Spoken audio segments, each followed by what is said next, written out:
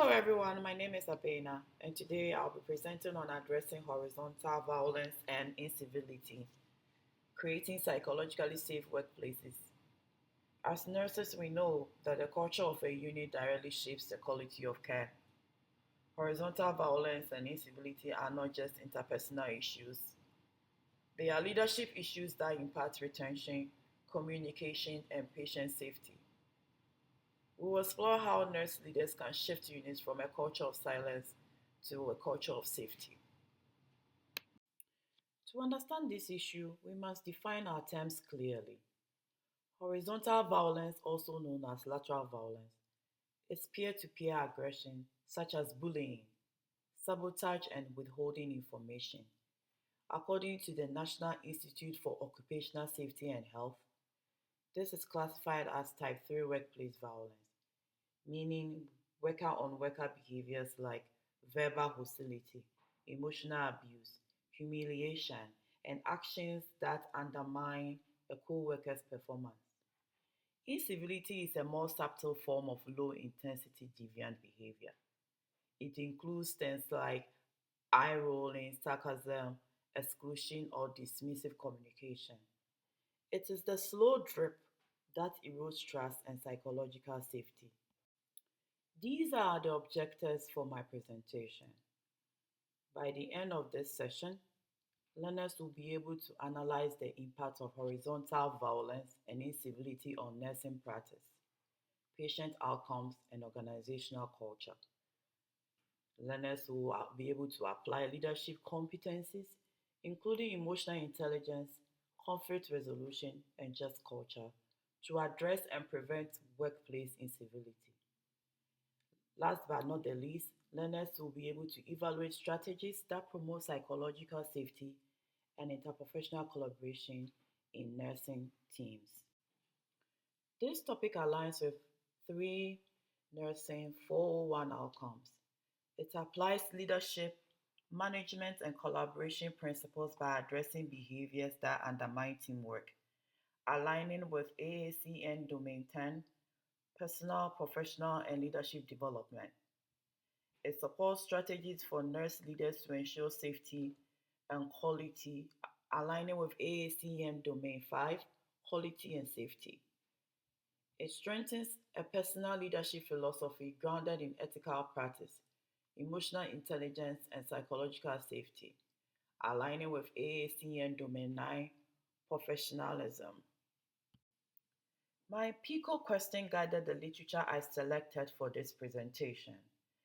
In acute care nurses, how does implementing structured psychological safety and civility training compared to no formal training affect reported incidents of horizontal violence and incivility over a 6 month period? Every study I discussed today directly informs this question. These are the evidences. Psychological safety is foundational. Teams with high psychological safety demonstrate stronger communication, fewer errors, and greater resilience. A 2024 study by Jing and Penn found that psychological safety enhances team collaboration, information sharing, and balanced give and take interactions. These mechanisms increase open, accurate, and timely communication, directly supporting the intervention and outcome components of my PCOT. Emotional intelligence is equally important. Emotional intelligence reduces conflict escalation. Leaders who demonstrate self awareness, empathy, and emotional regulation create climates where difficult conversations occur constructively. A 2023 hybrid review of 104 studies by Coronado Maldonado and Benitez Marquez found that emotionally intelligent leaders consistently improve team behaviors and strengthen work climate, reinforcing the leadership competencies needed to reduce incivility. The significance of a just culture cannot be overemphasized.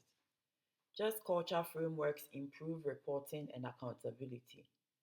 A 2025 cross-sectional study by Eduardo et al.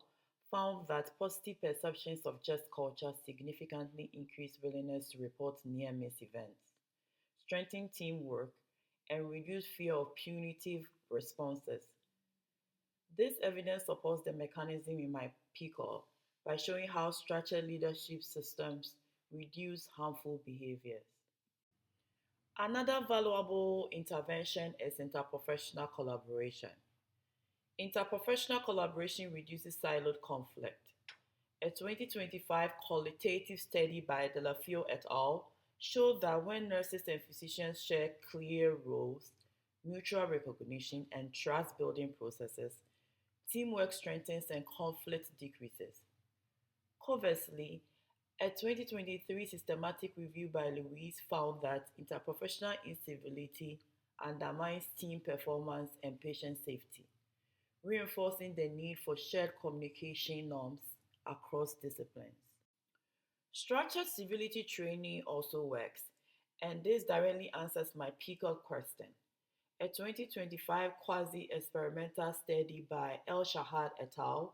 Found that civility training significantly increased nurses' organizational citizenship behaviors and improved perceptions of workplace civility, with positive effects sustained at 3 months follow-up. This demonstrates that intentional education can reduce harmful behaviors, supporting the intervention and outcome components of my PCOT. So, what are the implications for leadership? Across all evidence, the message is clear. Nurse leaders must model respectful communication, intervene early, and create systems that support transparency and accountability. Leadership presence, emotional intelligence, and consistent follow through are essential. If we ignore a single incident of incivility, we silently endorse it as a unit standard. Reducing incivility directly decreases communication errors, prevents misinformation during handoff, and strengthens patient outcomes.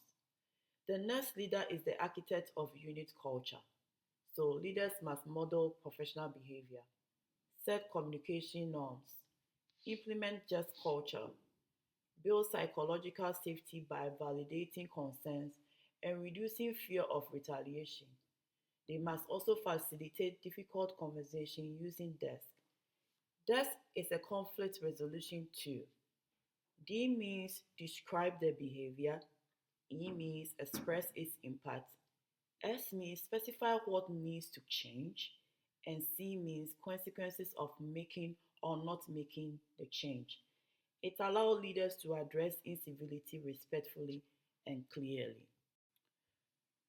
To build psychological safety, leaders must encourage speaking up, validate concerns, reduce fear of retaliation, support staff well-being, and burnout prevention. Now let's shift to interprofessional leadership perspective. Leaders also collaborate across disciplines, aligning with AACN Domain 6 interprofessional partnerships. We work with physicians, HR, social work, risk management, quality teams, and educators to establish shared behavioral expectations, conduct team debriefings, implement civility and communication training, address cross disciplinary conflict patterns. We aren't just managers, we are coaches who mentor staff to develop their own emotional intelligence. Let's look at a real life scenario. A new graduate nurse reports feeling belittled by a senior nurse during handoff. A leader using a just culture approach meets with both nurses, facilitates a structured desk conversation, and clarifies expectations by addressing the stressor and setting communication norms. The leader restores safety and prevents escalation. This scenario reflects the population and outcomes in my PCOT because it demonstrates how structured communication reduces horizontal violence. In practice, addressing incivility requires intentional leadership, assertive communication, stop the line protocols. Stop the line protocols allow any nurse to pause a situation the moment something feels unsafe. S-bar for conflict conversations, psychological safety hurdles, civility check-ins during staff meetings. This shifts the culture from nurses eat their young to a structured, emotionally intelligent leadership approach. To connect this evidence to actual leadership behaviors, I'll now summarize the nursing organization meeting I attended. I attended the 2026 Health Equity Leadership Virtual Conference hosted annually by United Against Inequities in Disease under the theme Build Now. I chose this conference because I wanted to hear how nurse leaders and interdisciplinary teams apply equity principles in real practice and to see how psychological safety and communication show up in community based health work. In the first breakout room, the presenter examined motorized two wheeler fatalities in New Delhi. Although not a nursing topic per se, the leadership message was clear. When data systems are fragmented, vulnerable groups become invincible. Leaders must build structures that make risk visible and encourage transparent reporting, the same principles we use to address incivility and promote psychological safety. The second session focused on cervical cancer disparities among Black women in the United States. The presenter highlighted how provider bias, inequitable screening guidelines, and access barriers create predictable disparities. This mirrored workplace incivility, silence, exclusion, and fear of not being heard. It reinforced the need for emotionally intelligent, equity centered leadership. The third and final breakout room was led by the Hunter College chapter, and they explored sexual health, nutrition, and stigma among LGBTQ plus youth. The section emphasized trauma informed communication, inclusivity, and culturally competent leadership, all essential for psychological safety. Across all sessions, I observed leadership behaviors such as inclusive dialogue, validation of diverse perspectives, and transparent communication. Overall, I learned that equity and psychological safety are inseparable, and leaders must create environments where marginalized voices are heard and people feel safe raising concerns. In closing, here are the key takeaways. Horizontal violence and incivility undermine teamwork, psychological safety, and patient outcomes. The evidence reviewed today supports my PCOT question by demonstrating that structured civility and psychological safety training can reduce harmful behaviors. This presentation also fulfills our nursing 401 outcomes by applying leadership principles, promoting safety and quality, and strengthening our professional identity as ethical, emotionally intelligent nurse leaders. Thank you for your time. These are my references.